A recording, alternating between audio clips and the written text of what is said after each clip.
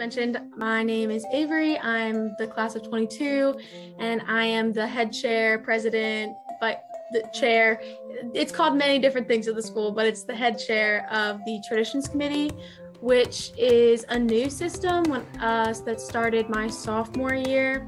I don't know how traditions functioned way back when, but my freshman year, I know it was called class board. And so all the classes, it was separate. I was on that my freshman year, so I did Ring Weekend, the even day my freshman year. But now it's all combined. Every tradition for every year is combined into one committee instead of having it separated out by the classes. So we do Ring Week, Pumpkin Parade, Even Odd Day, Daisy Chain, Founders Day, and I believe that's about it. We do like little things here and there, like little button stuff and little like highlight traditions, things throughout the year, but it just helps it funnel it more. So we try to have 3 people from each class come and be represented. The head chair is always a senior and the vice chair is always a junior, so traditions have equal footing. My vice chair right now is Natalia. She's a Gamma, who's in the class of 23. I don't know if that was the best description of Traditions Committee, but it's basically everything traditions on campus.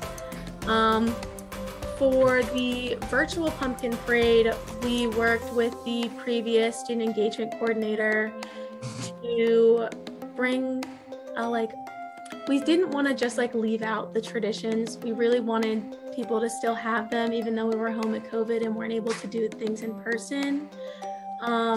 My boyfriend, who was a senior at the time, he was able to do it and he really enjoyed the virtual function of still being able to have that tradition. So what we did is we started an Instagram page and just started funneling a lot of advertising through Instagram. And the traditional things that we would normally do during Pumpkin Parade, like the pumpkin carving, we didn't get to do that. We weren't able to ship out pumpkins. We did try and think, could we send out fake pumpkins they could carve? And the shipping was just too much. So we did end up sending a little care package though, where they got a Pumpkin Parade t-shirt, and we sent these little plastic jars. I don't know if, yeah, he has it right here. These little plastic jars with a little tea light in it, and it says your piece of the crush path. Have fun. Turn it on, and it's like a little thing you get to keep with you. And so we sent that out with them, as well as a little canvas that they could make for their sophomore if they were to ever meet them or wanted to send them to them. So there was still some back and forth. And they still got to have a sophomore, and instead of doing the door decorating, we did a picture decorating. So the seniors submitted a picture of themselves where the sophomore would just cut out things and just make it all pretty. And then we had a picture decorating contest where we posted them all on Instagram and people got to vote on them, and they also got to pick their favorite song, and we put that on the story so their song played while they had their picture up, and whoever won that got an I'm an Odd shirt. Them and their sophomore both got the I'm an Odd shirt. And then for actual Pumpkin Parade, we did have little virtual craft nights for the first, I think, 2 days, I believe. It's been a year. Yeah, the first night, I think we had a virtual craft thing where we split it into seniors in one room and sophomores in another, where people just got to hang out and talk and paint the little canvas that they had for their partner. So there was still people able to talk to each other and connect. And then what we did on the typical, because they didn't get to do the typical reveal and the crush path walk, so we had a reveal party. So it was chaos in Zoom, where we had all of the seniors come in, and then we had the sophomores and put them all into separate rooms, so they still got to reveal who it was, surprise, here's your person. And then after they got a few minutes to hang out and talk, they all came back to the big group, and we did a traditions trivia bingo that was focused around since they were odds, the odd class and Pumpkin Parade. And we had 3 rounds of that where they got to win Randolph merchandise from the store. the campus store. And so that was a lot of fun. People really did like it. There was definitely things we could have done better. I'm hoping we never have to do it again. So if we did, we would definitely tweak it a little more. But it was fun for what we got to do, and it was really great. A lot of people enjoyed the fact that they still got to have that experience, especially the seniors. They enjoyed the fact they were still able to like get to participate in this tradition. And yeah, the online stuff was a lot of fun. I think I covered everything about that. There's lots of bingos and then one thing we did on the Instagram was that we had OCR go and film Wanda ringing the bell 21 times. So they still got to ring the bell for the start of Pumpkin Parade. That's so fun. We still had that in there. We wanted to still include that because that's really important to the trip. Avery, I'm impressed with all the things. I fully expected a bunch of Randolph students to pull off a COVID pumpkin parade beautifully.